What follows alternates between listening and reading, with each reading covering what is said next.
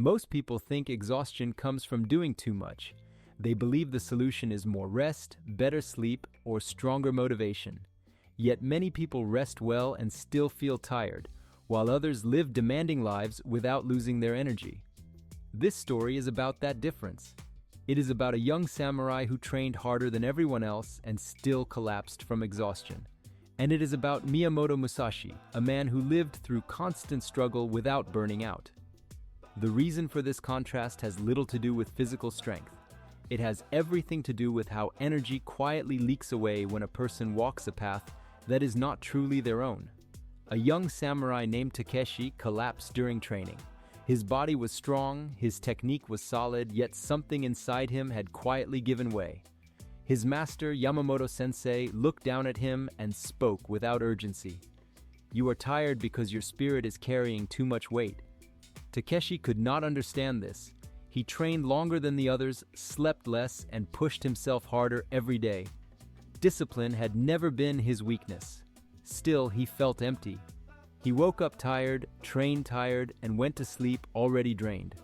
At the same time, elsewhere in Japan, Miyamoto Musashi lived a different life. He fought more than 60 duels, many of them ending in death. He trained constantly, lived simply, painted, wrote philosophy, and spent long periods in solitude. People noticed something strange about him. He never seemed worn down. This difference did not come from superior strength. It came from clarity. Musashi understood something many people miss. Energy grows when actions match intention. Energy fades when effort is spent chasing things that do not truly matter. The real problem is rarely effort itself. The problem is scattered effort. Takeshi arrived at Yamamoto-sensei's dojo in Osaka at the age of 19. He came with ambition and the desire to become someone worthy of respect. Within months, that ambition began to weigh on him. He felt pressure during every practice. He compared himself to others. He worried about how he looked in the eyes of his master. After a difficult sparring session, Yamamoto-sensei invited him to walk through the garden as the sun went down. "Why did you come here?" the master asked. "To become a great samurai," Takeshi replied. "And why do you want that?" Takeshi hesitated. Yamamoto-sensei stopped walking.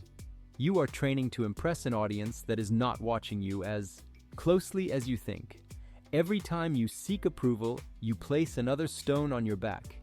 He told Takeshi that exhaustion often comes from trying to become someone rather than learning who you already are. Musashi walked a different road. He trained to understand himself, not to be admired.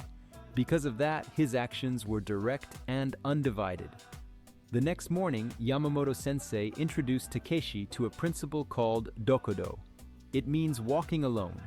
Not in isolation, but free from unnecessary burden that exists in this world. He showed Takeshi a room filled with possessions and told him to prepare for a year of training. Takeshi gathered tools, clothes, books, and supplies. Afterward, the master asked him to remove everything that was not essential. Musashi once wrote, "Yamamoto-sensei explained that people exhaust themselves by holding on to too much. Possessions, expectations, opinions, and imagined judgments all require attention. Attention costs energy." Musashi lived simply because simplicity allowed focus. Focus preserved energy. In the weeks that followed, Takeshi was given a simple task. He was asked to notice every moment he acted for approval or comparison. He was not asked to stop, only to notice. The results unsettled him. Nearly every action carried a second layer of thought. How am I doing? How do I look? Am I better or worse than the others? Yamamoto-sensei explained that this inner split drains strength. One part of the mind performs the action. Another part watches and judges. The energy lost between them never returns. Musashi avoided this split. When he trained, he trained. When he fought, he fought. There was no extra voice inside his head. Months later, Takeshi sparred with Hiroshi, the strongest student in the dojo. In earlier days, Takeshi would tense up, thinking about winning and losing. This time, he focused only on movement. As the match continued, Hiroshi grew tense and tired. Takeshi remained calm and steady.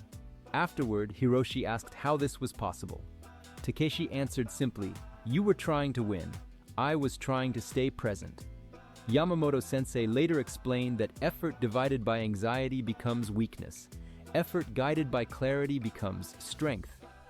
Musashi's secret was never hidden in advanced technique. It was hidden in simplicity. Energy is not something you must constantly create. It is something you protect by removing what drains it. When you stop chasing approval, energy returns.